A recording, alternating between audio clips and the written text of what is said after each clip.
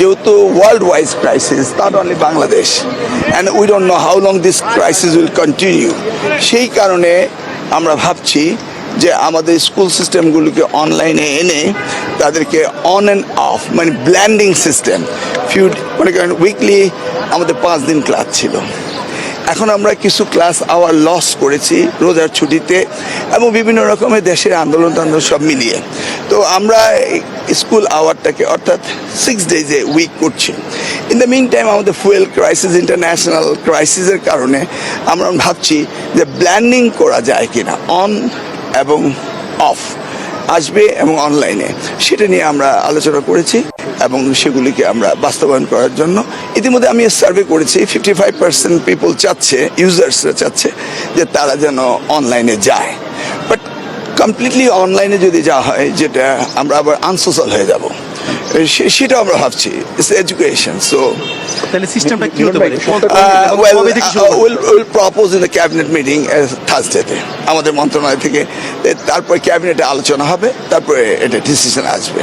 But আমরা চিন্তা করছি এটাকে অ্যাড্রেস করা। 6 দিনের মধ্যে কয়দিন অনলাইনে চিন্তা করছেন? সেটা আমরা ব্ল্যান্ডেড করতে চাচ্ছি। আমরা আমাদের মন্ত্রণালয় প্রপোজাল দিব, বাট ক্যাবিনেট মিটিং যেটা অ্যাকসেপ্ট করে সেটাই হবে। আপনাদের সিদ্ধান্ত, আপনাদের। আমরা এখনো প্রপোজাল দেইনি, বাট ব্ল্যান্ডিং করবো আমরা। কোন পর্যন্ত আপনারা 6 দিন করবেন, 5 দিন থাকবে, এরকম কোন?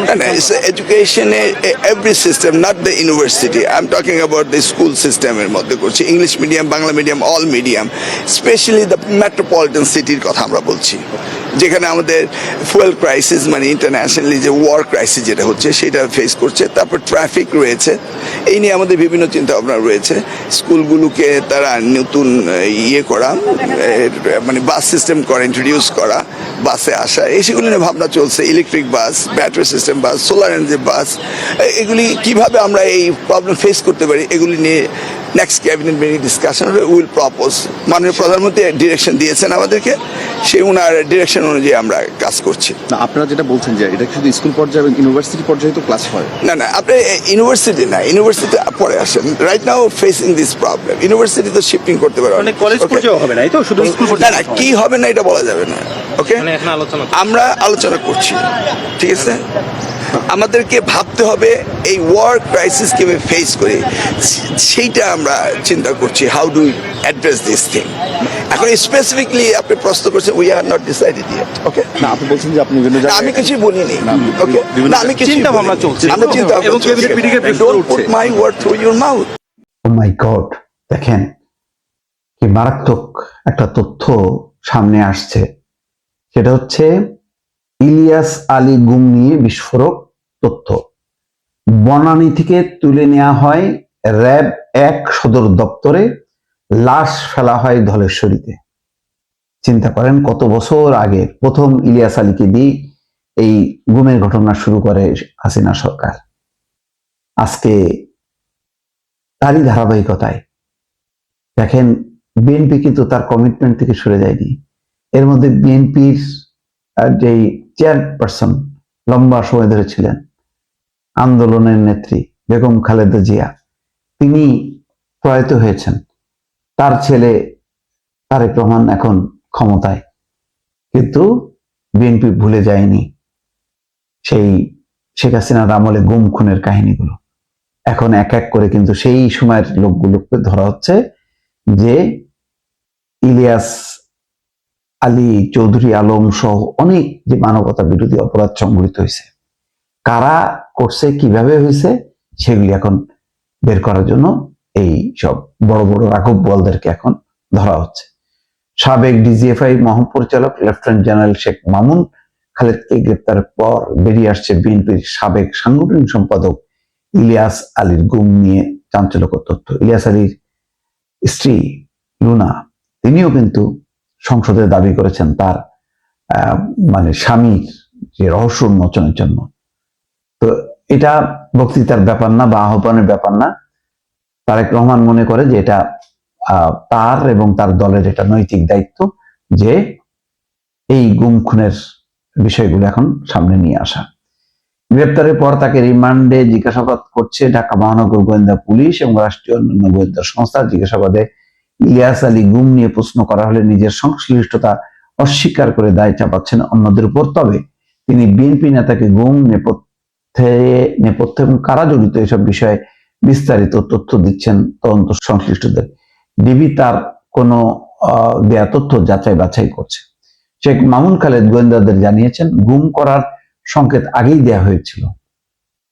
ইলিয়াস আলী টিপাইমুখ বাদ এবং পার্শ্ববর্তী একটি দেশের সঙ্গে বাংলাদেশের ট্রানজিট এবং ট্রান্সশিপমেন্ট চুক্তির বিরুদ্ধে অবস্থান নিয়েছিলেন। দেখেন, তার মানে এখানে ভারতের ইশারা ইঙ্গিত আছে। এই বাদ এবং চুক্তি ওই দেশের জন্য গুরুত্বপূর্ণ ছিল। ইলিয়াস আলী এর বিরুদ্ধে আন্দোলনও করেছিলেন। এরপরই সরকারের রোষানলে পড়ে। তাই পরিকল্পনা বাস্তবায়নের উদ্দেশ্যে ইলিয়াস আলীকে সরিয়ে দেওয়া হয়।